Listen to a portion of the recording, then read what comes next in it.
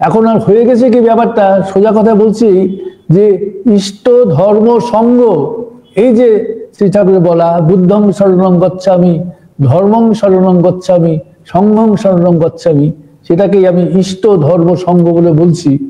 সেটা যেন উল্টো হয়ে গেছে এখন, সঙ্গ ধর্ম ইষ্ট হয়ে গেছে।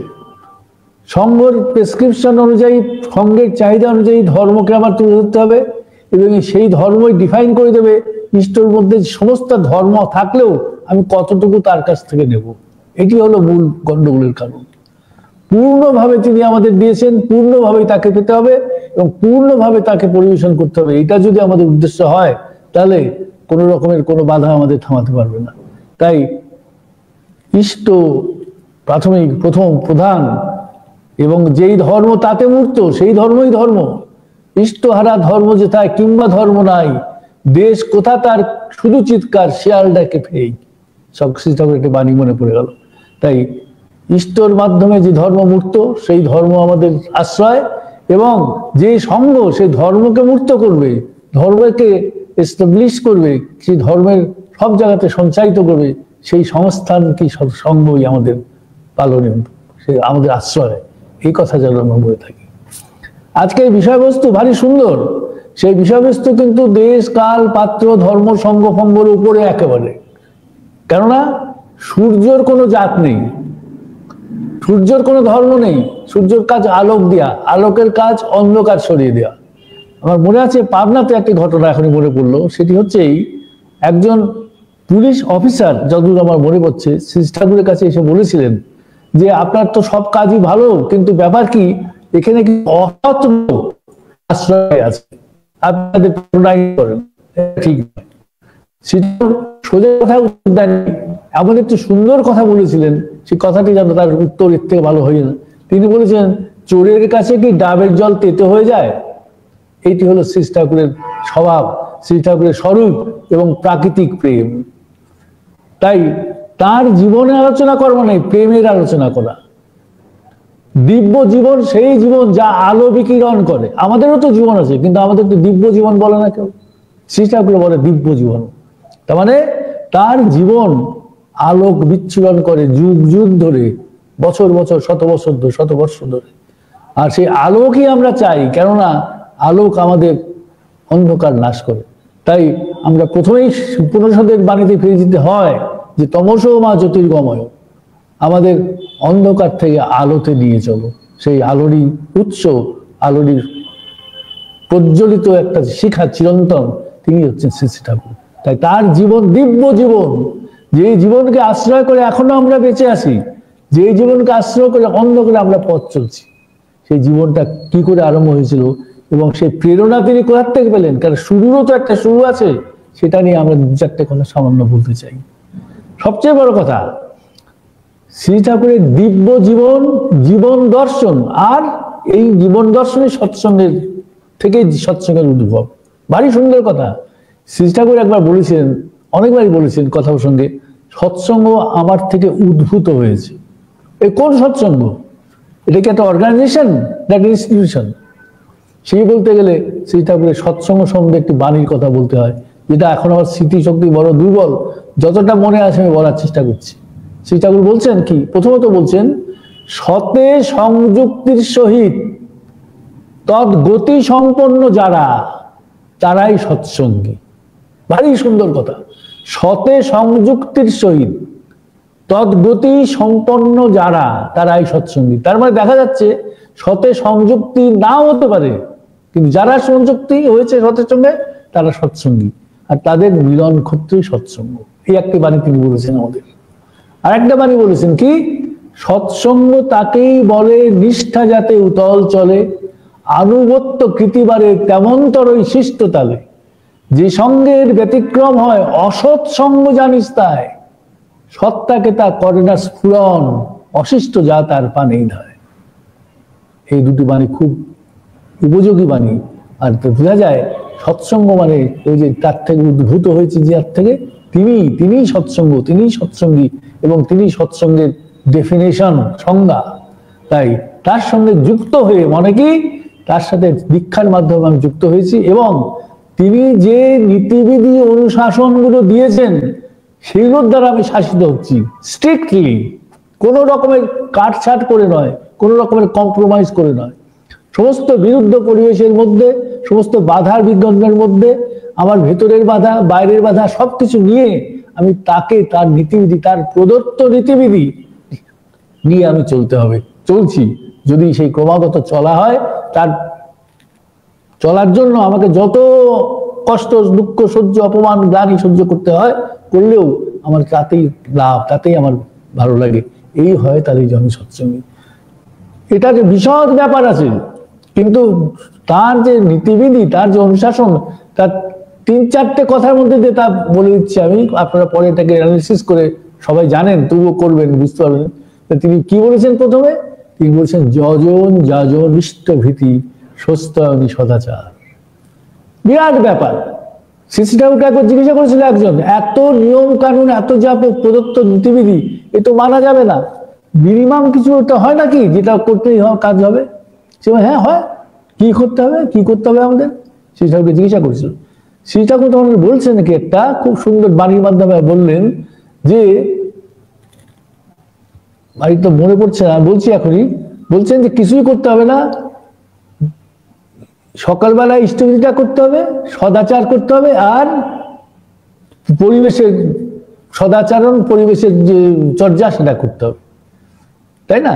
তাই এই 3টে করলেই হয়ে যাবে, এর মধ্যে সমস্ত কিছু দিয়ে আছে। ছোটখাটো বলো নীতিবিধি যে আছে সেগুলো সব, এগুলো সব অল ইনক্লুসিভ, এগুলোই আমাদের করতে হয়। সবকিছু তোর বাদ যায় যাক, যেটুক পারিস সেটুক করিস, ইষ্টভীতি, সদাচরণ, লোকচর্যা এটাই রাখিস। এই বাণীটা হচ্ছে সব বাদ দিয়ে দে, সবকিছু তোর বাদ যায় যা, ইষ্টভীতি করে রাখিস, সদাচরণ, লোকচর্যা, ব্যাপারটা করতে আর কি। তাই এই উদ্ভব যে সৎসঙ্গ হয়েছিল, সেটা হয়েছিল কি করে, এটাও দেখার কথা আছে, দেখতে হয় আমাদের। কেননা সেটা বলা আছে, কারুর জীবনী দেখতে গেলেই, কারুর জীবনী নিয়ে আলোচনা করতে গেলেই তার যে গ্লোয়িং পয়েন্ট কোনটা সেটা দেখতে হয়। এই যে উজ্জ্বলতার উৎস কোনটা, কোন ব্যাপারের জন্য সেই জিনিসটা, জীবনটা জ্বলে উঠলো, কার প্রেরণায় জ্বলে উঠলো, কার ভালো করতে যে জ্বলে উঠলো, কাকে খুশি করতে যে জ্বলে উঠলো, এটা একটা বিরাট দেখার বিষয় আছে। তাই জীবনী লেখার সম্বন্ধে তাকে যখন জিজ্ঞাসা করা হয়েছিল, তিনি বলেছিলেন জীবন লিখতে গেলে প্রথমেই দেখতে হয়, বলতে হয়, তুলে ধরতে হয় তার জীবনের গ্লোয়িং পয়েন্ট কোনটি। শ্রী ঠাকুরের জীবনের গ্লোয়িং পয়েন্ট কোনটি সবাই জানে, আমরাও জানি, তবুও আলোচনার খাতিরে বলছি। শ্রী ঠাকুরের মা, মাতা মনোমোহিনী দেবী, শ্রী মনোমোহিনী দেবী হলেন তার জীবনের পরম আশ্রয়, পরম গন্তব্য, সমস্ত কাজের উৎস। সে মা কি করেছিলেন? সেই মায়ের মনোভাব, সেই মায়ের চাহিদা, সেই মায়ের জীবনের উদ্দেশ্য কি, সেটি সামান্য কয়েকটি লাইনের মধ্যে তিনি ধরে দিয়েছিলেন শ্রী ঠাকুরের সামনে। যখন শ্রী ঠাকুরের অন্নপ্রাশন হচ্ছিল তখন, শিশু জ্ঞান হয়নি কিন্তু তখনই তিনি শ্রী ঠাকুরের চেতনাতে ওই আশীর্বাণীটা প্রথিত করে দিতে চেয়েছিলেন। তিনি কি বলেছিলেন? অকুলে পড়িলে দিনহীন জনে, নুয়াইও শির কহিও কথা, কুল দিতে তারে সেধ প্রাণপণে, লক্ষ্য করি তার নাসিও বেলা। এই 4টি লাইনের মধ্যে কি আছে আর কি নেই? এর মধ্যে কি আছে? আমার প্যাশন বলে কিছু থাকবে না, আমার নিজস্ব ইচ্ছা বলে কিছু থাকবে না। অকুলে পড়িলে দিনহীন জনে, লক্ষ্য করি তার নাসিও ব্যথা। আমার কাছে রেস্কিউ করো বলে নাও আসতে পারে, আমারই লক্ষ্য করতে হবে কে অকুলে পড়ে আছে, লক্ষ্য করি তার নাসিও ব্যথা, কুল দিতে তারে সেধ প্রাণপণে, আমাকেই সাধতে হবে, কুল দিতে তাকে সেধ প্রাণপণে, লক্ষ্য করি তার নাসিও ব্যথা। একটা অনুসন্ধিৎস দৃষ্টি দিয়ে, একটা খবরাখবর নিয়ে তার কি করে ভালো করা যায় সে করতে হবে। সেইটা হচ্ছে শ্রী ঠাকুরের জীবনের মাতা প্রদত্ত আশীর্বাণী, এবং সেই আশীর্বাণীকে সফল করতে, কি মেটেরিয়ালাইজ করতে শ্রী ঠাকুর আজীবন কাটিয়ে দিয়েছেন। তিনি বারবার বলতেন এই কথা, আমাকে বলেছেন বহুবার, যে আমি জীবনে যা কিছু করেছি মাকে খুশি করার জন্য করেছি। এই যে মাকে খুশি করার জন্য করেছেন, সেই মায়ের জীবনের মিশনটা কত বড়, সেই মায়ের মিশনটা নিয়েই শ্রী ঠাকুরের জীবনের ভীষণ তৈরি হয়েছিল। এবং প্রত্যেকটা ব্যাপারের মধ্যে লোকচর্যা, লোকপালন এবং লোকের উন্নতি কি করে হবে, ধারাবাহিকভাবে সেটাই ছিল তার জীবনাদর্শ। জীবনের আদর্শ মানে জীবনটা কি করে সুষ্ঠুভাবে চলবে। নানা মতবাদের মধ্যে, যে আমরা প্রার্থনাতে বলি, সকল বাদ ও ব্যামোহর সদ্ধর্ম স্থাপক। বাদগুলো যখন ব্যামোর মতো আমাকে পেয়ে বসে, সেগুলোকে বাদ দিয়ে সৎ ধর্ম স্থাপক। সৎ ধর্ম মানে অস্তিত্বের ধর্ম, সৎ মানে অস্তিত্ব, সেই অস্তিত্বের ধর্ম। কারণ অস্তিত্ব থেকে প্রিয় তো আমাদের আর কিছু নেই। সেই ধর্মের যে বিধি, সেই ধর্মের যে রাস্তা, সেটা তিনি নাকি দেখেছেন। আর তিনি হচ্ছেন কি এমন একজন আমব্রেলা, যে আমব্রেলা ইউনিভার্সাল আমব্রেলা, যার তলায় দেশ কাল সকলের ঊর্ধ্বে হচ্ছে জাত পাত ভাষা সব নিয়ে সমস্ত মানুষ জড়ো হতে পারে। তাই তিনি একবার বলেছিলেন যে একটি মানুষের জন্য আমরা একটা সাম্রাজ্য দিয়ে দিতে পারি। সত্যি তো তিনি দিয়ে দিয়েছেন। তিনি যখন নিঃস্ব অবস্থায় পাবনা থেকে, হিমায়তপুর থেকে দেওঘরে এসে দাঁড়ালেন, তখন তার সামনে ছিল অজস্র সমস্যা, অজস্র মুমুক্ষু গৃহহারা মানুষের ভিড়। কিন্তু আস্তে আস্তে তিনি আবার সেখানেই সমস্ত কিছু গড়ে তুলে মানুষের পরম আশ্রয় হয়ে দাঁড়ালেন। তাই তার জীবন দর্শনই হলো বেঁচে থাকো আর বাঁচাও। একটি বাণীর মাধ্যমে তাই তিনি বললেন, মেরো না মরো না, যদি পারো মৃত্যুকে অবলুপ্ত করো। এখন এই বেঁচে থাকার মেকানিজমটা কি? আমরা তো সবাই বেঁচে থাকতে চাই, কিন্তু মেকানিজমটা তো আমরা জানি না। সীতাপুর একজন খুব হাসতে একজন তো বলেছিলেন, তো মুখে বলিস যে অমৃত অমৃত, কিন্তু কাজ করিস মৃত্যুর মতন, তা বাঁচবে কি করে? তাই না? তাই সেই কি কাজ সেটা করতে হবে, সেটা আমাদের শিখিয়ে দিয়েছেন। সেটা হচ্ছে এই যে প্রথমেই আমাদের দীক্ষিত হতে হবে, সদ্গুরুকে দীক্ষিত হতে হবে, এবং বাঁচা বাড়ার যে মেকানিজম যেটা, তার পিছনে বিজ্ঞান যেটা আছে সেটা শিখতে হবে। যে সেটাকে আমরা ঈশ্বর বলে সাধনা করি, যার করি,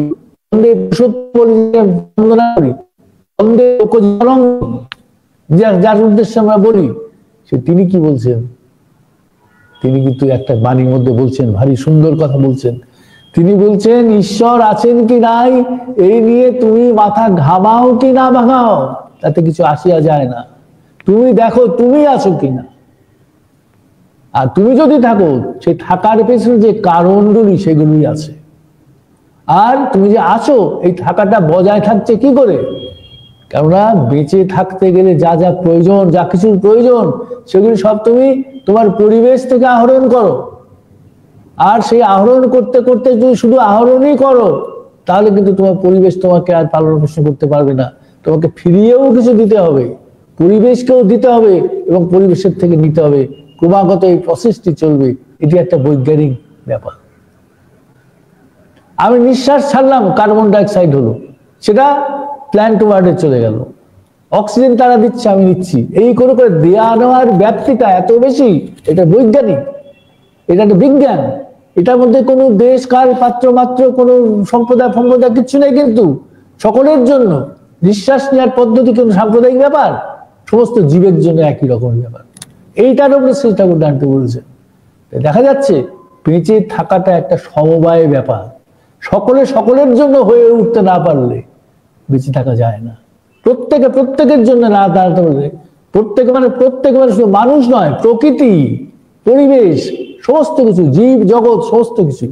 তাই জন্য শ্রী ঠাকুর আমাদের সচেতন করে দিয়ে বলছেন যে, নেওয়া ছাপিয়ে দান ও দয়া না দাঁড়ালে তোর, জোঁকের মতো শোষক রে তুই, অলস ভণ্ড চোর।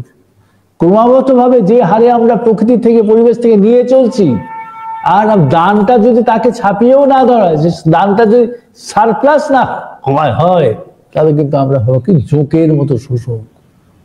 সেই জোঁকরা কি করে? কিছু না দিয়ে শুধু রক্ত চুষে খায়।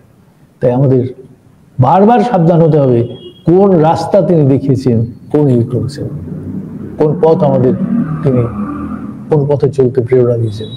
তাই এই যে ব্যাপারটা, এটি হচ্ছে শ্রী ঠাকুর জীবন দর্শন। এটি হচ্ছে জীবন দর্শন। আর প্রত্যেকটি মানুষের নিজস্ব বৈশিষ্ট্য অনুযায়ী নিজে হয়ে উঠতে হবে, এবং তেমন করে পরিবেশটাকে গড়ে তুলতে হবে। আর একটা বিরাট আদর্শ নিয়ে প্রত্যেকেই জানতে হবে যে আমার বেঁচে থাকার উৎস সেই আরেকজন। এটা না করলে হবে না। এর মধ্যে কিন্তু কোনো দ্বন্দ্ব হয়নি।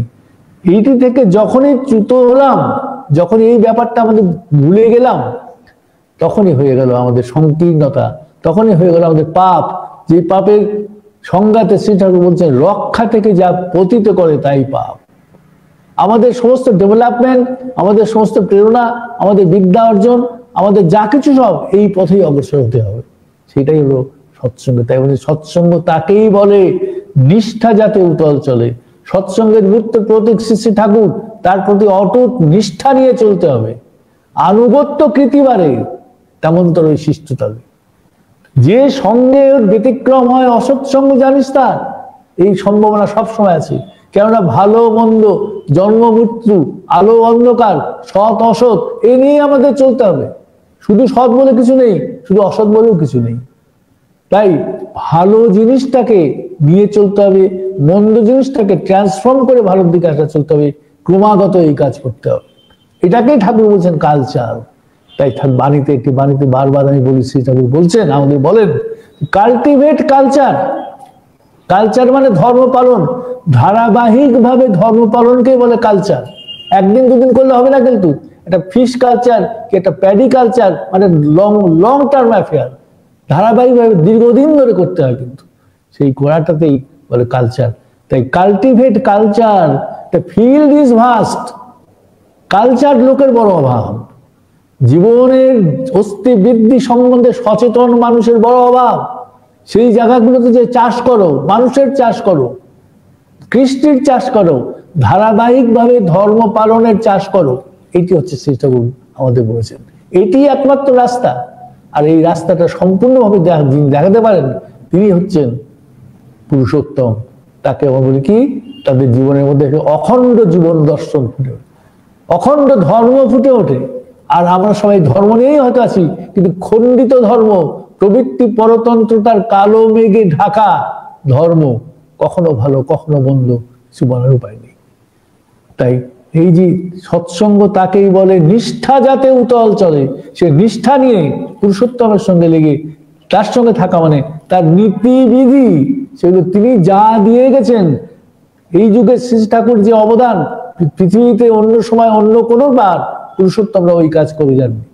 তিনি নিরন্তর বাণী প্রদান করে, সেই বাণী নিজে দেখে তাকে সংশোধন করে বই করে ছাপিয়ে, এবং সে ছাপিয়ে পুস্তক আকারে প্রকাশ করে সেই পুস্তক সর্ব জায়গাতে বিতরণ করে সকলের ঘরে পৌঁছে দিয়ে গেছেন। এবং বারবার বলেছেন যে সবই দেয়া থাকলো, সবই বলে গেলাম। যদি কেউ ইচ্ছা করে ভুল করে, স্বার্থ নিয়ে যদি ভুল করে, তাহলেই ভুল করতে পারবে, তাহলে কারোর ভুল করার কোনো অবকাশ নেই। তা তিনি কি বলে গেছেন না বলে গেছেন অন্যের মুখে না শুনে ডাইরেক্টলি তার প্রদত্ত যে গ্রন্থগুলি আছে সেই গ্রন্থগুলো পড়তে হবে। আবার গ্রন্থগুলি পড়লেও শুধু হবে না, ইষ্টময় জীবন যার, যিনি শ্রী ঠাকুরের একান্ত ভক্ত, তার স্বার্থ ছাড়া আর কোনো স্বার্থ যার জীবনে নেই, কোনো হিডেন এজেন্ডাও যার জীবনে নেই, তেমন একজনের কাছে সেই বাণীগুলি সম্বন্ধে জানতে হবে, বারবার প্রশ্ন করতে হবে, মনন করতে হবে, এবং তার সঠিক পথ নির্দেশ দিতে হবে। তা নাহলে ব্যাখ্যায় বিভ্রান্তি হতে হতে আজকে অন্যান্য ধর্মরা যে সাংঘাতিক ভয়াবহ রূপ ধারণ করে আছে, এই সৎসঙ্গের শ্রী ঠাকুর প্রবর্তিত ধর্ম একদিন যে ওরকম হবে না তা বলা যায় না। কেননা ক্ষুদ্র স্বার্থে বৃহৎ মঞ্চ সকলেই ব্যবহার করতে চায়। ক্ষুদ্র স্বার্থে বৃহৎ মানুষের ছাতার তলায় এসে দাঁড়িয়ে নিজেদের স্বার্থ নিয়ে সবাই ঘুরতে চায়। সেই জিনিসটা হতে পারবে না যদি আমরা প্রত্যেকে তার কি বলা আছে কি না বলা আছে সেগুলো সম্বন্ধে সচেতন হয়ে উঠি। তিনি বলে গেছেন এই বললে হবে না, নিজের চোখে দেখতে হবে, নিজের চোখে যুক্তি নিয়ে বুঝতে হবে, এবং যিনি জানেন তার কাছে দেখতে হবে। কারণ ঠাকুর একটি বাণী মনে পড়লো যে ভাষার কিন্তু কমই মানে, ভাষার কিন্তু কমই মানে বোধ যদি তোর বোবা হয়, সার্থক ভাষার কিন্তু কমই মানে বোধ যদি তোর বোধ হয়, সঙ্গতশীল বোধ ভাতিত অস্তিত্বের দিক বলা হয়। ভাষার কম মানে যদি বোধ না থাকে, বোধ কি করে হবে? বোধ হবে যখনই আমি ইষ্টর সাথে নিষ্ঠা নিয়ে লেগে থাকবো। তাই তিনি বলেন কি, তলায়মান যাদের নিষ্ঠা বোধও তাদের তেমনই। তলায়মান মানে ফ্লিকারিং, এখন এখানে আছে, কালকে এখানে আছে, পরশু আবার ওখানে যাচ্ছে। একটা মোমবাতির শিখা ফ্লিকারিং, তার লাইটটা ফ্লিকারিং বলতে নড়ছে হাওয়ায়, সেটা দিয়ে বই পড়া মুশকিল আছে। স্টেডি লাইট না হলে, তাই লম্ফটাকে চিমনির মধ্যে রাখা হয় লাইটটাকে, তেমনই একনিষ্ঠ না হলে বোধ জাগ্রত হয় না, তাই না?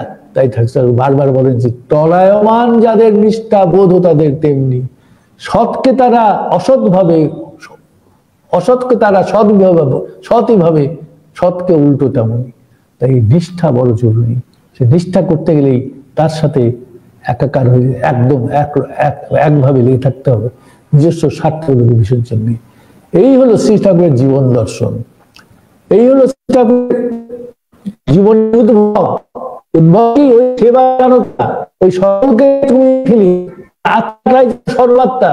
তিনি একটা কথা বলছেন, ভারী সুন্দর কথা, আমরা চিন্তা করতে পারবো না। তিনি একজন বলছেন, আমি ভেবে পাই না অন্যের ক্ষতি না করে নিজের ক্ষতি কি করে করা যায়, নিজের ক্ষতি না করে অন্যের ক্ষতি কি করে করা যায়। তিনি বলছেন নিজের ক্ষতি না করে অন্যের ক্ষতি কি করে করা যায় আমি ভেবে পাই। সকলের মধ্যে তিনি বেঁচে আছেন, সকলের মধ্যে তিনি জেগে আছেন।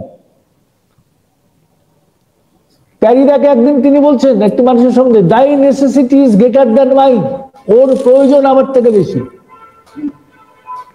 তাই প্রত্যেককে এগিয়ে দেওয়া, প্রত্যেককে স্বার্থ পূরণ করা হচ্ছে তার জীবনে। এটি হলো সৎসঙ্গের আদর্শ এবং এটি হলো শ্রী ঠাকুরের জীবনের একমাত্র গোল। সৎসঙ্গের উদ্ভবের থেকে সতে সংযুক্তির সহিত অস্তিত্বের উপাসক, অস্তিত্বের ধারক প্রেরক তার সঙ্গে যুক্ত হয়ে তদ্গতি সম্পন্ন যারা, সেই গতি নিয়ে তারা চলছে, তার পদাঙ্ক যারা অনুসরণ করে চলছে, তারাই সৎসঙ্গী। আর তাদের মিলন ক্ষেত্রে সৎসঙ্গ। কখনো এই ভুল করা হচ্ছে না, করা উচিত হবে না যে সংস্থা, কোনো একটা সংস্থা, কোনো একটা ইনস্টিটিউশন যে সৎসঙ্গ, কিন্তু তা নয়। কিন্তু শ্রী ঠাকুরই স্বয়ং সৎসঙ্গ। সৎসঙ্গ চায় মানুষ বলতে শ্রী ঠাকুর কি বলছেন, তিনি মানুষ চান, তিনি মানুষ ভিখারি, মানুষ কাঙাল। সৎসঙ্গ চায় মানুষ, সে বোঝে না আমেরিকা, সে বোঝে না রাশিয়া, সে বোঝে না ভারত পাকিস্তান, সে মানুষ চায়। সে একই ঈশ্বরের নামে, সে ঈশ্বর হচ্ছে স্রষ্টা, সমস্ত জগতের স্রষ্টা, তার মধ্যে মানুষ, জীব জন্তু, গাছপালা সমস্ত কিছু আছে, আর সবকিছু মিলিয়ে একটা প্রাণী জগৎ। সেই প্রাণের পরম উৎস হচ্ছে ঈশ্বর, আর ঈশ্বরেরই মূর্ত রূপ, রক্ত মাংস সংকল রূপ হলো নরবিগ্রহধারী ঈশ্বর পুরুষোত্তম। এই হলো ব্যাপার। তাই সৎসঙ্গ উদ্ভব শ্রী ঠাকুর, তার প্রোগ্রাম তার নেয়া, তার কোন পথে চলতে হবে সেই তো আর বলা। আর এছাড়া অন্য কোনো উদ্ভব নেই। একটা অর্গানাইজেশন তৈরি করার নামে অর্গানাইজেশন করেননি তিনি, সেটা হয়ও না। তার সেবা প্রাণতা মানুষকে চুম্বকের মতো টেনে আনে এবং তাদের প্রত্যেকটা প্রয়োজনকে মিট করার জন্য, প্রয়োজনকে পূরণ করার জন্য তার কিছু বাস্তবিক, কিছু বিষয়বস্তু, কিছু মেটেরিয়াল অ্যাসেটের প্রয়োজন হয়। সেই মেটেরিয়াল অ্যাসেট গুলো এক জায়গাতে জমা যখন হয়, তখন তাদের রক্ষণাবেক্ষণের জন্য দরকার হয় একটা কনস্টিটিউশন, কি সংগঠন, সংস্থা। সেই সংস্থার মধ্যে যদি ইষ্টপ্রাণ তাকে নিয়ে চলছে, ঠাকুর প্রাণ মানুষ যদি তার পরিচালনা না থাকে, ঠাকুর নিয়ে চলছে তেমন মানুষ যদি সেই সংস্থাকে পরিচালনা না করে, তাহলে যাওয়ার তাই হয়। তখন সেটা হয় লুটের কারখানা। যে কোনো একটা, নাম না করেই বলছি, যে কোনো একটা আমাদের দেশে যে কোনো একটা সরকারি সংস্থাতে গেলে মোটামুটি ছবিটা কিরকম বোঝা যায়। বেজার মতো আছে, কিন্তু মানুষের সেবাতে কারোর দৃষ্টি নেই, সবাই কিছু কামিয়ে নিতে চায়। এত সংকীর্ণ মনোভাব, এমনই উচ্ছৃঙ্খল তাদের জীবনযাত্রা, তারা ভাবে যে মানুষকে ঠকানোটাই হচ্ছে এই জীবনের উদ্দেশ্য। তো এই পথে সংস্থা যদি চলে তাহলে হয় না। কিন্তু তাই সবচেয়ে বড় কথা হচ্ছে তাকে বাঁচিয়ে রাখা, তাকে নিজের মধ্যে বাঁচিয়ে রাখা, তাদের পরিবেশের মধ্যে বাঁচিয়ে রাখা, তাকে কোনো সংস্থা যদি হয় সেই সংস্থাতে তাকে বাঁচিয়ে রাখা। এই প্রক্রিয়া দিয়ে চলতে থাকে পরে তিনি যা আমাদের দিতে চেয়েছেন তা আমরা দুহাত পেতে নিতে পারবো। একবার তাকে জিজ্ঞাসা করা হয়েছিল যে ঈশ্বর তো দয়াময়, তাহলে আমাদের কষ্ট কেন হচ্ছে না? শ্রী ঠাকুর বলছিলেন যে ঈশ্বরের দয়া নিতে গেলেও সে যোগ্যতা লাগে। শ্রীরামকৃষ্ণ বলেন যে তার কৃপা বাতাস তো বইছেই, তুই পাল তুলে দে। সেই পাল তোলাটা তো আমার কাজ। সেই তার দয়া পেতে গেলে তার প্রতি উন্মুখ হয়ে তার অনুশাসনকে মেনে চলে সেরকম ভাবে চললে যদি আস্তে আস্তে আস্তে আস্তে আমরা সমস্ত কিছু নিজেদের আধিপত্য আনতে পারি। তাই আমি বলি যে আজকে যারা এখানে আছেন দাদা, আপনাদের সবকে আমি গভীর শ্রদ্ধা জানিয়ে বলি যে দলমত নির্বিশেষে এসবের ঊর্ধ্বে উঠে তার পতাকা হাতে তুলে নেওয়া যাক, এবং তাই সেই পতাকা নিয়েই যেন আমরা চলতে পারি। মানুষ যেন তার পদতলে আশ্রয় পায়, মানুষের আশ্রয় যেন আমরা হয়ে উঠতে পারি। একটি বাণীতে তিনি সাংঘাতিক আবেগপূর্ণভাবে বলছেন, যদি কোথাও শোনো কেউ বলছে দয়াল বাঁচাও, তুমি যেন তোমার অন্তস্থ দয়ালকে সে ডাকছে, তুমি সাথে সাথে দৌড়ে যে তাকে বাঁচাও, তাকে উদ্ধার করো। যদি না করতে পারলে কি? কিন্তু এখন আমাদের যে অবস্থা হচ্ছে, আমাদের সবভাবে কত রকম ভাবে বিচ্ছিন্ন হয়ে আছি, সে তার পতাকার তলে দাঁড়িয়েও আমরা একাকার একত্র হতে পারছি না। সেই সংকেত তিনি দিয়ে গেছেন একটি বাণীতে। তাই তিনি বলেন যে আমার সবই দেওয়া থাকলো। একটি বাণীতে তিনি বলছেন, আমার যতটা মনে আছে, যে উভয়ই ইষ্টই কনিষ্ঠ, লোকে দেখছে, হঠাৎ নিজেদের মধ্যে বিচ্ছেদ হলো, বিরহ হলো, মিলন হলো, কেউ কারো মুখ দেখা দেখে বন্ধ হলো, কেউ কারো ভালো দেখতে পায় না, কিন্তু কেউ বিরহ বিদূর হয়ে মিলনাগ্র হয়ে কাছে ছুটে এলো না। তার মানে বোঝা যাচ্ছে গোড়াতেই গোল। তার মোক্ষম উদাহরণ হচ্ছে। তাই আমরা যদি সকলে এক নিয়ে চলতে পারি, তাহলে একই মন্ত্রে একই মননে যদি না হয়, তাহলে কিন্তু তাকে আমরা বুঝতে পারিনি, তার সাথে আমাদের পরিচয়ই হয়নি, চেনাশোনা হয়নি। তাই আজকে আমরা এত সংখ্যায় অধিক হয়েও সমষ্টিগতভাবে শক্তিমান হয়ে এটা তার ইচ্ছাকে পূরণ করার জন্য এক জায়গাতে হতে পারছি না। আমি যেটুকু বুঝি দাদা সেটুকু বললাম। কোনো ভুল ত্রুটি থাকলে নিশ্চয়ই মাফ করবেন, এবং অপ্রিয় কিছু থাকলে ক্ষমা করে দেবেন। আমি এটুকুই শেষ করছি। জয় গুরু। জয় গুরু। শ্রদ্ধেয় দাদাকে এতক্ষণ পর্যন্ত আমরা খুব মনোযোগ দিয়ে দাদার কথাগুলো শুনছিলাম। দাদা অনেক কিছু উপস্থাপন করেছেন, আশা করি আপনারা এর মধ্যে দাদার আলোচনাটা শুনছিলেন। সম্মানিত সুধী ভক্তবৃন্দ, আপনাদেরকে আমরা গত পর্বে বলেছিলাম, আপনাদের যদি কোনো প্রশ্ন থাকে আমাদের অনুষ্ঠান সম্পর্কে এবং অনুষ্ঠানে অতিথিদের সম্পর্কে, আপনারা আমাদেরকে মেসেজ দিতে পারেন, এবং আপনারা যদি সরাসরি অংশ করতে পারেন তাও আমরা আপনাদেরকে লিঙ্ক পাঠাবো। আপনারা সরাসরি উপস্থিত হয়ে আমাদের সাথে যুক্ত হয়ে আপনার প্রশ্নটা করতে পারেন। সেইভাবে আপনারা জানাবেন, আমরা চেষ্টা করব দাদাকে আপনার প্রশ্নটি আমরা তুলতে। সম্মানিত সুধী ভক্তবৃন্দ, আমরা এখন অনুষ্ঠানে প্রায় দাদা আলোচনা করছেন। আমরা দুই একটা প্রশ্ন আমাদের উপস্থিত আজকে আমাদের শহরের সপ্রতি ঋত্বিকবৃন্দ আছেন, দাদারা অত কিছু বলবেন। তার আগে আমি একটা প্রশ্ন পেয়েছি আমাদের এক ভক্ত। দাদা বলেছেন যে একটি আলোচনায় একটা কথা বলেছেন, সে জায়গায় সেই ঠাকুর বক্তব্যের অর্থ জানার ইচ্ছা একটি। আমি প্রশ্নটা একটু নেওয়ার চেষ্টা করছি। ওকে, সো একটি ঠাকুরের তার একটি মূল্যবান আলোচনায় একটু কথা বলেছেন যে অর্থ জানার ইচ্ছা হয়। তিনি এক জায়গায় বলেছেন, বড় খোকা খুব মনি হোক, কাজল হোক বা আপনারাই হোক, আমি চাই আপনারা আমাকে মানে আমার মিশনকে পৌঁছে দেবেন মানুষের কাছে। এই অবিকৃতভাবে এ বক্তব্যের তাৎপর্য কি? উনি যা দেখেন, যদিও আপনি এখানে অনেক আলোচনা অবশ্যই এটা অনেকটি উপস্থাপন করেছেন, তারপরও আমার দাদা যেহেতু এই প্রশ্নটি উপস্থাপন করেছেন, আমাদের দাদার শুধু দাদার প্রশ্ন না, আমি দাদাকে কৃতজ্ঞ জানাচ্ছি এই প্রশ্নটি করার জন্য। এটা আমাদের প্রশ্ন, এবং আমাদের সমাজে এইটা নিয়ে আমরা অনেক সময় আমাদেরকে অনেক কিছু আসলে কিভাবে বলবো, এটা বিভিন্ন সময় আমরা এটা সম্মুখীন হই এই প্রশ্নগুলো, যে বড় খোকা হোক, মনি হোক, কাজল হোক বা আপনারাই হোক, আমি চাই আপনারা আমাকে মানে আমার মিশনকে পৌঁছে দেয়। এই মিশনটা আপনি অনেকটা বলেছেন, তারপরেও আমরা আবার মিশনটা কি, এই মিশনটা পৌঁছে দেওয়ার জন্য বলছে অবিকৃতভাবে। অবিকৃত কথাটা আর মিশনটা, এটা যদি একটু উপস্থাপন করতেন দাদারা। এর মধ্যে কিছু যুক্ত করবেন? শ্রদ্ধেয় জুলনদা, শ্রদ্ধেয় দীপকর দা এবং শ্রদ্ধেয়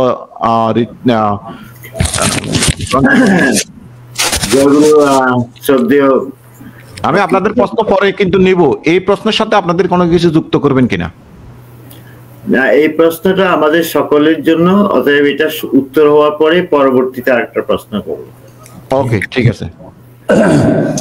ভারী সুন্দর প্রশ্নটা করেছেন। আমার সবচেয়ে বেশি আমার ভালো লাগলো, এটা শ্রী ঠাকুরের আলোচনাতে আছে, আলোচনা প্রসঙ্গের 3য় খণ্ডে কৃষ্ণপ্রসন্ন ভট্টাচার্যের সাথে বিশেষ আলোচনা করতে করতে শেষের দিকে তিনি এই কথা বলেছেন এবং অত্যন্ত আকুল আর্তির সাথে এই কথাগুলি বলেছেন।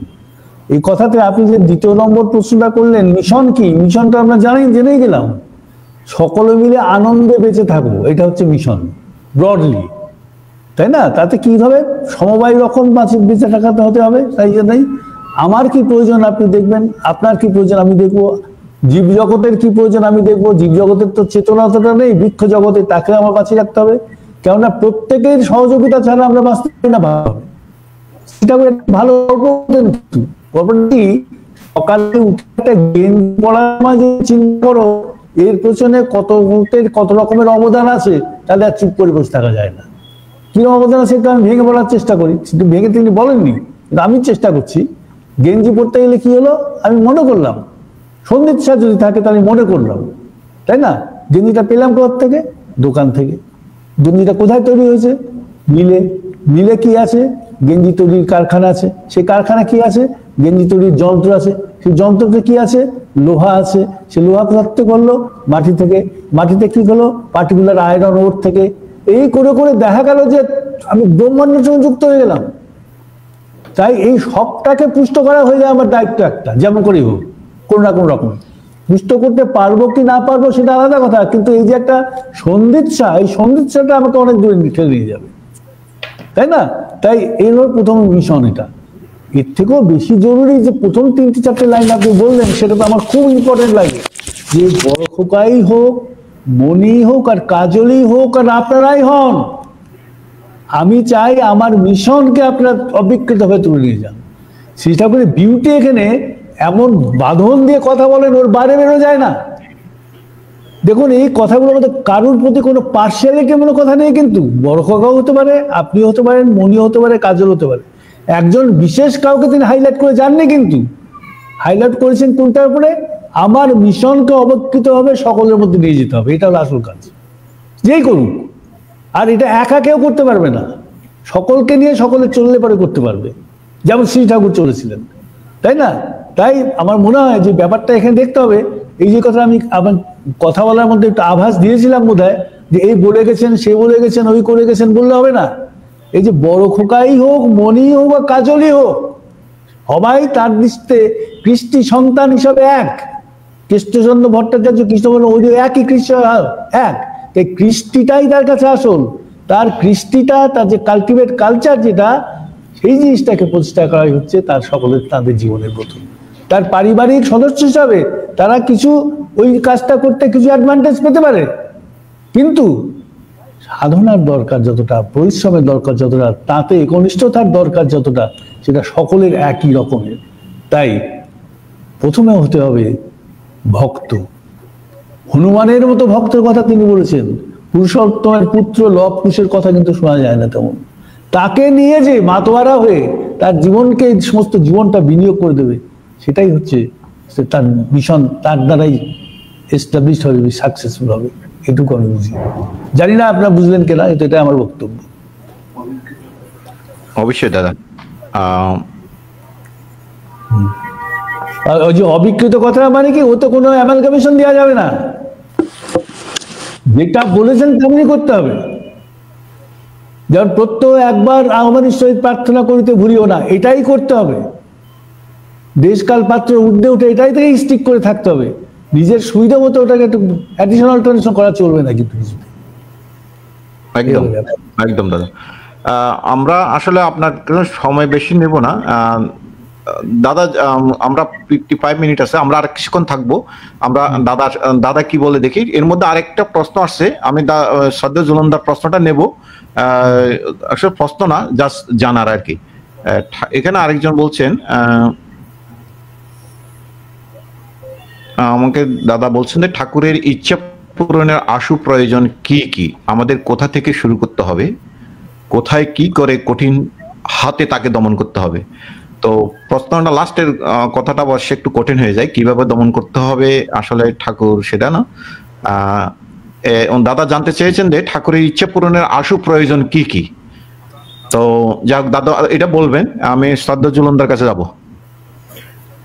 জয়গুরু, প্রণাম দাদা।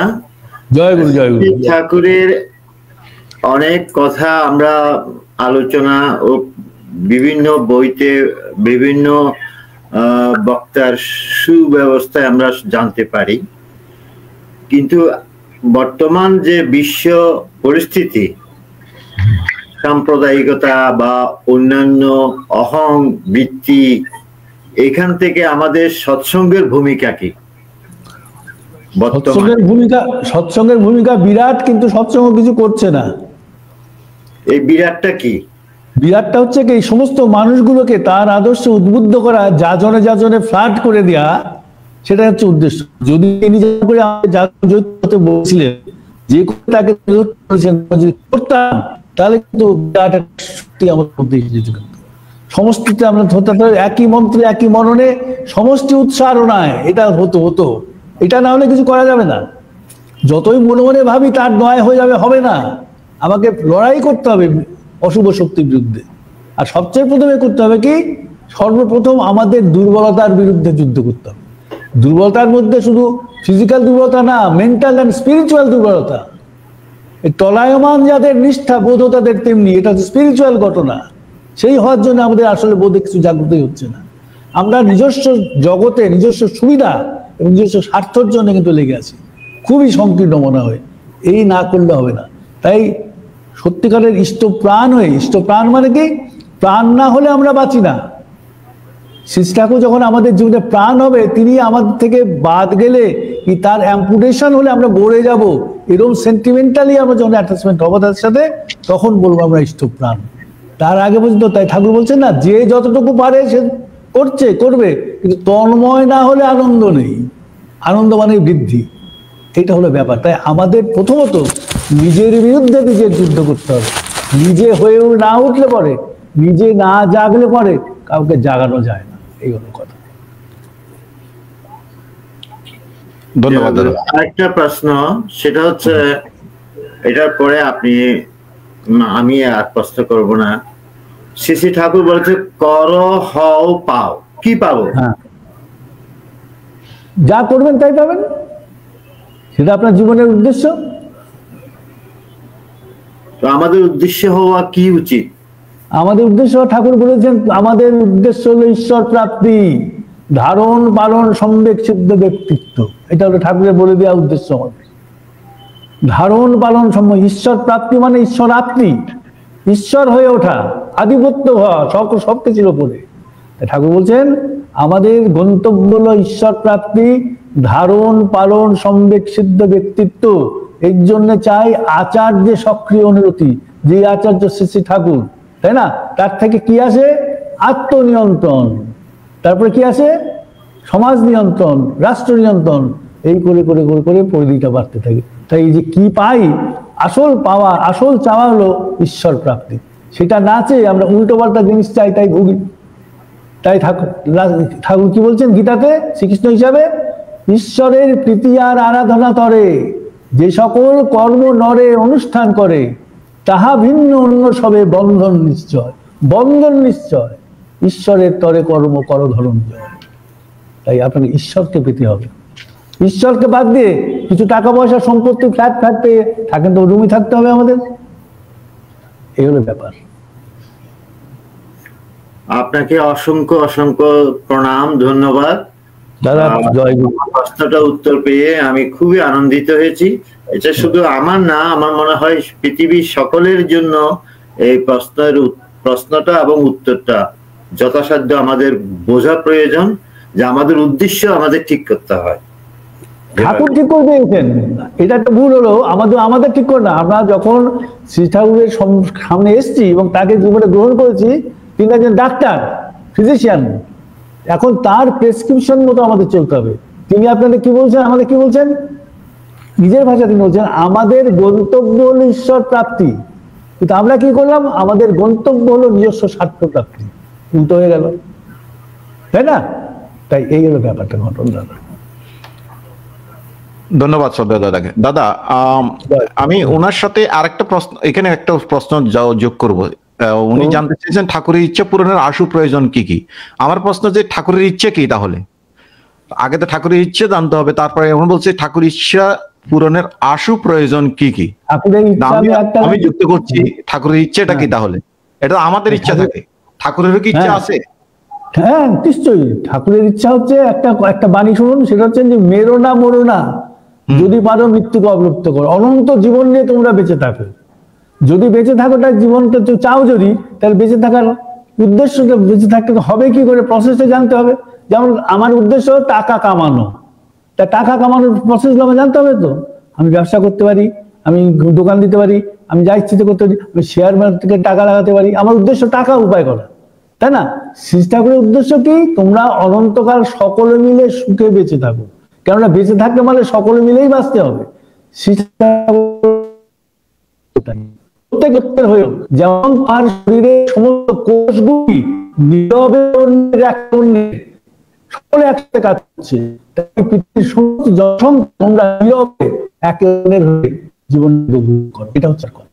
তাই এই জন্য কি দরকার, ওই যে বললাম, এর জন্য দরকার আচার্যের সক্রিয় অনুরতি, যার থেকে আসে আত্মনিয়ন্ত্রণ, পরিবার নিয়ন্ত্রণ, সমাজ নিয়ন্ত্রণ, রাষ্ট্র নিয়ন্ত্রণ, এবং এর নিয়ে সমস্ত বিশ্বের সাথে যোগসূত্র রচনা করে সবকিছু নিয়ে ঈশ্বরেই সার্থক হওয়া, এই হলো শ্রী ঠাকুরের ইচ্ছা। কমে, তাই তিনি বলেন আমার কমে ভালো লাগে না, আমি অনন্ত চাই, কারণ তিনি যে অনন্ত, তাই না? তার খণ্ডিত ভালো লাগে না, তিনি অখণ্ড চান, তিনি পূর্ণ। তাই জন্য পূর্ণকে ভালোবাসতে গেলে পূর্ণ হতে হবে, এইগুলো বুঝি আমি দাদা। আমি এখন শ্রদ্ধেয় দিবাকর দাদার কাছে যাব।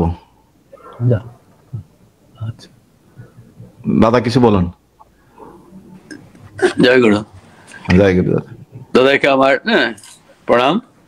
জয় গুরু দাদা, জয়। আসলে আমিও একটা এই প্রশ্নটার সঙ্গে সামঞ্জস্য রাখি আমার একটা প্রশ্ন, যেটা ঠাকুর পুণ্যপুঁথিতে প্রথমেই বলেছেন, আমি চাই শুদ্ধ আত্মা। খুব ভালো কথা, একদম ঠিক, আমার মনের কথা বলেছেন আপনি। এই যে আমি চাই শুদ্ধ আত্মা, সেই শুদ্ধ আত্মা হওয়ার জন্য আমাদের কি কি করণীয়? সবচেয়ে প্রথমে ওই যে বললাম, শুদ্ধ শরীর পেতে গেলে, অসুস্থ হতে গেলে হাসপাতালে যেতে হবে, হাসপাতালে যেতে হবে, ডাক্তারের কাছে যেতে হবে, সে ডাক্তার যা বলবে আমাকে তাই করতে হবে, সে প্রেসক্রিপশন দেবে, তাই না? শ্রী ঠাকুর কি করলেন, শুদ্ধ আত্মার জন্য আমি গেলাম, আমি অশুদ্ধ আত্মা ছিলাম, শ্রী ঠাকুর কাছে গেলাম, তাই না?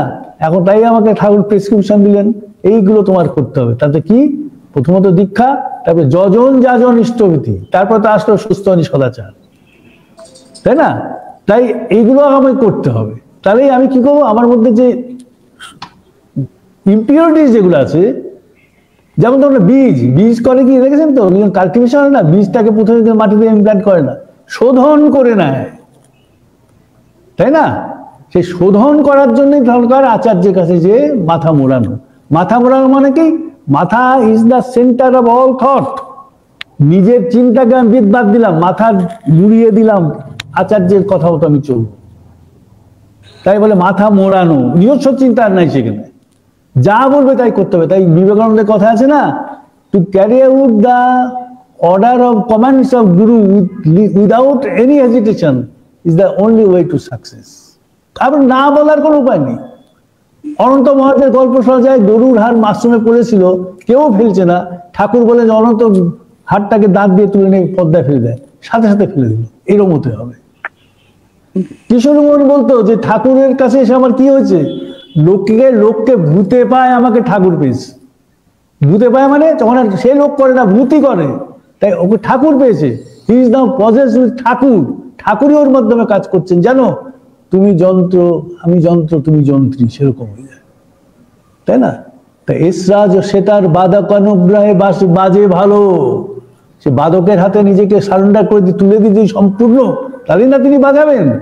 তাই রবীন্দ্রনাথের গানে আছে, শূন্য করিয়া রাখ তোর বাঁশি, বাজাবার যিনি বাজাবেন আসি। এই আমাদের রাস্তা। জয় গুরু দাদা। অনেক ধন্যবাদ।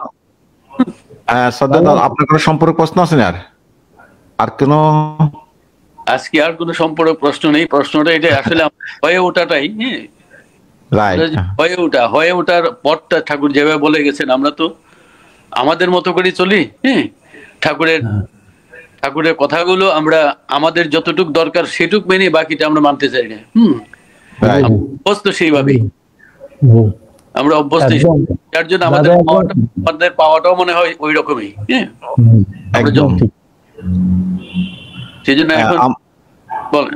হ্যাঁ বলেন দাদা, বলেন, শেষ করেন। এই জন্য বলছি যে আমাদের দাদা যেটা বলছেন যে ঠাকুরের পাওয়ার জন্য ওনার যে অবিকৃত ভাবে যে চলা, হ্যাঁ, যা বলে আছে যে বইয়ে পুস্তকে যেভাবে বলা আছে, আমরা অনেকের গল্প শুনি, হ্যাঁ, কথার মধ্যে অনেক কিছু কাটছাট হয়ে যায়, কিন্তু ঠাকুরের কথাগুলো যে বইগুলো আছে, বাণীগুলো আছে, আমাদের বুঝতে যদি অনেক অসুবিধা হয়, সেই বোঝার জন্য হয়তো দাদা যা বলছেন, যারা জানেন তাদের শরণাপন্ন হওয়া, সেটাই আমাদের হওয়া উচিত এখন। কারণ আর কিছুদিন পরে আজকে যারা আমরা পেয়েছি, যাদেরকে আমরা এখনো পাচ্ছি, আমরা তাদেরকেও পাবো না। হ্যাঁ, তাহলে আমরা আজকে থেকে 50 বছর পরে আমরা আরো সমস্যায় ভুগবো। যে বাণী ঠাকুর যা বলছেন, এক সময় আমাকে আমার বাণীগুলো পরে আমাকে কাটতে হবে। তো সেই অবস্থা হবে। এখন যদি বুঝে না নিই যে বাণীগুলো যেসব জায়গায় আমাদের কিছু বোঝার দরকার আছে, জানার দরকার আছে, এখনো যারা আছেন তাদের কাছ থেকে আমাদের মনে হয় জেনে নেওয়া উচিত। হ্যাঁ, অবশ্য। আর শুধু তাই না, আমার মনে হয় একদম রুটিন করে নিয়মিত ভাবে চর্চা করা দরকার।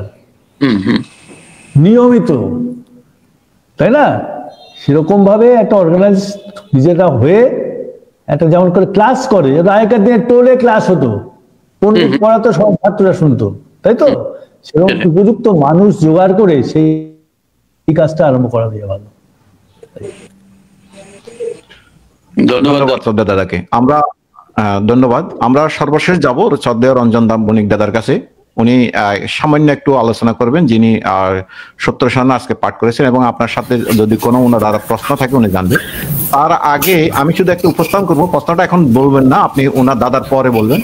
সেটা সত্য সারণের একটি অধ্যায়ে আছে, দুর্বলতার সময় সুন্দর ও সবলতার চিন্তা করিও, আর অহংকার প্রিয় ও দীনতার চিন্তা করিও, মানসিক স্বাস্থ্য অক্ষুণ্ণ থাকিবে। আমার প্রশ্ন হচ্ছে যে আমরা যখন অসুস্থ থাকি তখন ঠাকুরকে আমরা ডাক্তার শেষ, এর আগে আমরা সবাই ঠাকুরের নাম ভুলে যাই, কিন্তু যখন অসুস্থ হয় তখন তো আমি ওই দীনতার চিন্তা করবো এবং সবলতার চিন্তা করবো, ওই শক্তি তো নাই আমাদের। কিন্তু আমরা তখন চিন্তা করি কিভাবে ঠাকুরকে 5 বার ডাকে শুধু ভালো হওয়ার জন্য। এই দীনতার চিন্তা কি তখন মধ্যে আসবে না তো, ঠিক না? আমি শুনবো আপনার কাছে এটা পরে, কিন্তু আমি শব্দ রঞ্জন বণিক দাদার কাছে যাবো। রঞ্জন দা। দাদা জয়গুরু। আমার মনে হয় জয়গুরু। আমার প্রশ্নের কোনো শেষ নাই, অসংখ্য প্রশ্ন, সীমাহীন প্রশ্ন, কিন্তু আমি দাদাকে প্রথমে অনুরোধ করব পরবর্তীতে শুধু প্রশ্ন এবং উত্তরের জন্য একটা অনুষ্ঠান করার জন্য। আর আমার আজকে অনেক প্রশ্নের মধ্যে 3টা প্রশ্ন আছে, আমি ওই সত্যানুসরণের আলোচনাতে না যাইয়া বরং এই 3টা প্রশ্নের উত্তর দাদার থেকে নিয়ে যদি দাদা অনুগ্রহ করে বলেন। আর অফলাইনে আমার 2টা প্রশ্ন আছে, ওইটা পরে হবে। আমার 3টা প্রশ্ন আমি দাদার কাছে আগে রাখি, দাদা যদি দয়া করে উত্তর দেন, আজকে দিলেন, অথবা যদি পরে দিতে চান তাও দিলেন। আমার প্রথম প্রশ্নটা হলো, আমি যে সত্যানুসরণ পাঠ করলাম ওখানে সাবধান বাণীতে ঠাকুর বলছেন যে তোমার ঠাকুরত্ব না জাগলে কেহ তোমার কেন্দ্র নয়, ঠাকুরও নয়। এই ঠাকুরত্ব কিভাবে জাগবে, অথবা আমি কিভাবে বুঝবো যে আমার মাঝে ঠাকুরত্ব জেগেছে? কি কি লক্ষণ আমার মাঝে উদ্ভূত হলে আমি বুঝবো যে আমার ঠাকুরত্ব জেগেছে? কারণ ঠাকুর তো মানে সহস্র গুণের অধিকারী, আমি এত গুণ কিভাবে অর্জন করব? ঘটনা কি, আপনি কখনো বুঝতে পারবেন না যে ঠাকুরত্ব জেগেছে। যদি বুঝে যান তাহলে ঠাকুরত্ব জাগেনি। কথা হচ্ছে গুণী যে সে নিজের গুণ বুঝতে পারে না, সে দিন। যেমন আপনাকে 4 লাইনের কবিতা বলি, মনে থাকে না তো আজকাল, তাই না? ফলভারে নত হয় পাদক নিচয়, জলদ জলের ভারে সদা নত রয়, জগতে মহান যারা, সদয় বিনত তারা, মহতের চিরদিন এই পরিচয়। সে নিজে বুঝতে পারে না, আলো যেমন বলতে পারে না আমি আলো, ক্ষিতি যেমন বলতে পারে না তুমি ক্ষিতি আলো, গুণীও তেমন বলতে পারে না যে আমি এমন একটা গুণী দেখান না যে জীবনে বলেছি আমি বিরাট গুণী, তাই না? এই জন্য ওটা বুঝবেন না, বুঝতে চেষ্টাও করবেন না, বন্ধ করে দেবো। তাই না? এই হলো একটা কথা। আর দ্বিতীয় কথা কি, ঠাকুরত্ব কি করে বুঝবেন? সে আপনি আপনার ঠাকুরকে আপনি বুঝতে পারবেন না।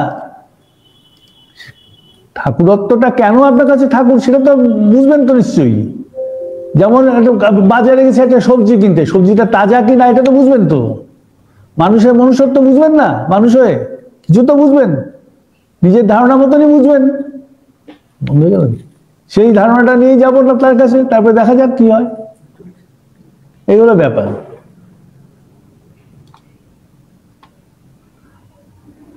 শুনতে পাচ্ছেন কিনা বুঝলাম না দাদা, কেটে গেছে সেখানে। হ্যাঁ, এই হলো ঘটনা। আমি যা বুঝি একটু বললাম, এখন দেখবেন ভেবে চিন্তে কি। আচ্ছা দাদা, মানে আর একটা প্রশ্ন, তারপরে আমি আর প্রশ্ন করব না।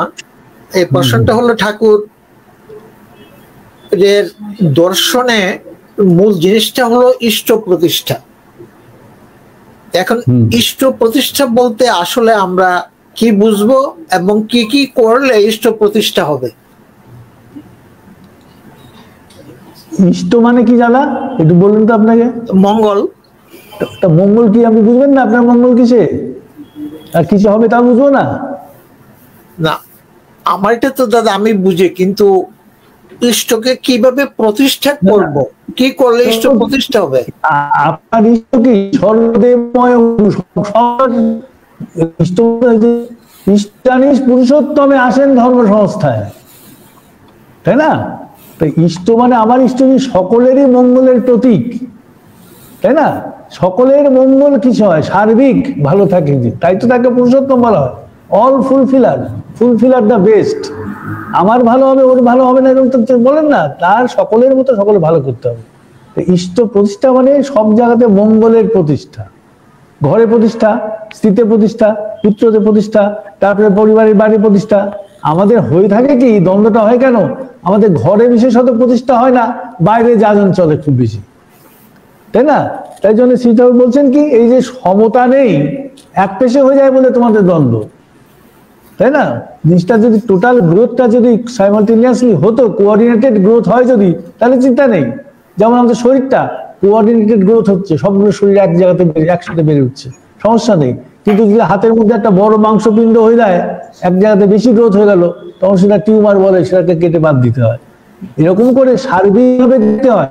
প্রত্যেকটা মানুষ করছে, কেন আছে এই জায়গাটা ভালো আছে কিনা, এই প্রতিষ্ঠা। ঠাকুর কিন্তু নিজস্ব প্রোগ্রাম আনেননি, কিন্তু আমাদের ভালোর প্রোগ্রামটা আমাদের হাতে তুলে দিয়েছেন। আর কি করে করতে হবে সেটা নিজের উদ্বেগ, নিজের চিন্তা, নিজের মার্গদর্শন, নিজের একটা আকুতি সেই নিয়ে তুলে ধরেছেন যে কি করে করতে হয়, তাই না? তাই শ্রী ঠাকুর কি বলেন যে পুরুষোত্তম যখন আসেন তখন যুগপৎ দুটো জিনিস হয়। একটা হলো ঈশ্বরের ধারণ পালন সম্বেগ সিদ্ধ ব্যক্তিত্ব, তার প্রকাশ। আরেকটা হলো মানুষের শ্রেয় আকুতির চরম বিকাশ, মানুষের ভালো করতে চাওয়ার জন্য সবসময় ছটফট করা, ঠাকুরের মধ্যে দেখলে বোঝা যায়। পুরুষোত্তম এই দুটো হচ্ছে। একটা হচ্ছে ঈশ্বরের ধারণ পালন সম্বেগ সিদ্ধ ব্যক্তিত্বের প্রকাশ। তাই বুঝলে তো সহজ ব্যাপার তো। আমার তো এইটুকু বুঝি দাদা, জানি না কিছু ভুল ভ্রান্তি হবো কিনা, ঠিক আছে। শ্রদ্ধারঞ্জন দা, আপনার আর কিছু? না, প্রশ্ন তো দাদা অনেক, আর দরকার নাই দাদা, অনেক। আচ্ছা ঠিক আছে, আমরা অফলাইনে আপনার প্রশ্ন থাকবে, দাদা থাকবে আমাদের লাইভ অনুষ্ঠানের পরে, দাদা থাকবে। তো দাদা আমি সর্বশেষ যেটা বলছিলাম ওটা দিলে আমাদের আজকের অনুষ্ঠান, লাইভ অনুষ্ঠান শেষ করব। যেটা কথা বলছিলাম যে এটাই, দুর্বলতার সময় সুন্দর ও সবলতা চিন্তা করিও, আর অহংকারে প্রিয়হীনতার চিন্তা করিও, মানসিক স্বাস্থ্য অক্ষুণ্ণ থাকিবে। আমার প্রশ্ন হচ্ছে যে এখানে দুর্বলতা যখন হয় বা অসুস্থতা, আমরা সবার অসুস্থ হয়, তখন আমরা চিন্তা করি শুধু ঠাকুরকে 5 বার 100 বার ডাকি, কিন্তু এরপরে আমরা ভুলে যাই যখন আমরা বিপদ থেকে উদ্ধার হয়ে যায়, বা এর আগে আমরা চিন্তা করি না। কিন্তু যখন আমরা আরেকটা কথা হচ্ছে, যখন অসুস্থ হয়, দুর্বল হয়, তো মনটা তো এমনি দুর্বল, তখন সফলতার চিন্তা কিভাবে আসবে? তখন আমাদের অহংকার তো ওগুলো চিন্তা করার সময় আমাদের নাই, আমরা কখন ভালো হব চিন্তা করি, ঠাকুরকে ওই শর্ত আর কি যেটাকে বলা হয় বিনিময়ের জন্য আমরা ঠাকুরকে ডাকি। এটা এই ব্যাপারে আপনি কি বলবেন দাদা? আমি এটাই বলি, যেটুকু আমি বুঝি সেটা হলো যে প্রত্যেকটা মানুষ, সেটা যে একটা বাণীতে বলছেন না, সত্তা সচ্চিদানন্দময়, এটা জানেন তো? সত্তাটা কি? মানে বিদ্যমানতা, আমাদের অস্তিত্ব, এটা কি? সৎ, চিত এবং আনন্দময়, এটা নর্মাল কন্ডিশন। কিন্তু আমাদের হয়ে গেছে কি রান্নাঘরের বাল্বের মতো, আমরা সচ্চিদানন্দময় কিন্তু নানা রকমের কালিমালিপ্ত হয়েছে। সচ্চিদানন্দতা যেটা, সেটা কালিমালিপ্ত হয়ে গেছে। রান্নাঘরের বাল্বে যেমন শুট করে বাল্বের যে ওয়াটের ভোল্টেজ থাকলে পরে লাইট বেরো না, সেরকম অবস্থা হয়ে গেছে, তাই না? তাই সেটাকে পরিষ্কার করতে হয়, পরিষ্কার করার জন্য হচ্ছে আচার্যের কাছে আসতে হয়, ইষ্টের কাছে আসতে হয়। আর আমাদের মধ্যে যত যা কিছু হোক, একটা জিনিস সবসময় পার্মানেন্টলি থাকে, সেটা হলো অস্তিত্ব রক্ষণীয় আবেগ। আমি থাকতে চাই, সচ্চিদানন্দের রক্ষণই হচ্ছে আমি কখনো নিভে যেতে চাই না। যতই আপনি দুর্বল হন, সাথে সাথে সবলতা পাশাপাশি আছে, কিন্তু সেই সবলতাটাকে যেমন মানুষের ডুবছে, কিন্তু হাত দুটো উঁচু করে জলের উপরে রাখছে, বেশি থাক বা কিছু থাকা যায় জনের আকুতি, তাই না? তাই সবলতাও আছে ভিতরে, আর সেটাকে জাগিয়ে তুলতে হবে। আর সেই সবলতারই প্রতীক হলো শ্রী ঠাকুর। আমি আপনার একটা কথা বলছি, নিজের জীবনের ঘটনা। আমি একদিন শ্রী ঠাকুরের কাছে দাঁড়িয়ে আছি ঘরে, আমি আর বিশেষ কিছু নেই, আমি আর শ্রী ঠাকুর। শ্রী ঠাকুর থেকে আমার দাদু বলতেই ভালো লাগছে, যাই হোক আপনারা শোনেন। তিনি আমাকে একটা কথা বললেন, তিনি বললেন যে তোমার ঠাকুর দাদার অনেক গুণ আছে, শোনো তো কই। আমি কি গুণ? তো বলছেন যে দোকান থেকে ধার করে রসগোল্লা খেতাম, শেষে একদিন ধার অনেক হয়ে গেল, দোকানদার বললো কালকের মধ্যে যদি টাকা না দাও, গলায় গামছা দিয়ে টাকা তুলে নেব, আদায় করে নেবো। আমি ভীষণ অপমানিত হলাম যে চক্রবর্তী বাড়ির ছেলে তাকে এরকম বললো। প্রতিজ্ঞা করলাম যে রসগোল্লা খাবো না, যতদিন পর্যন্ত এই লোকটাকে সংগ্রহ না করতে পারি।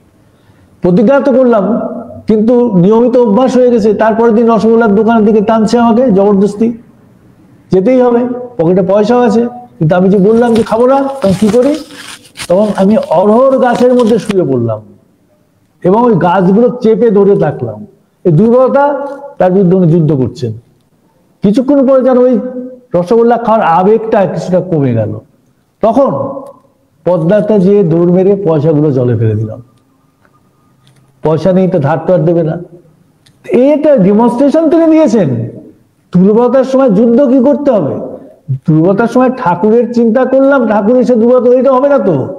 ঠাকুরের কি পন্থাটা দেখানো আছে সেটা আমাকে করতে হবে।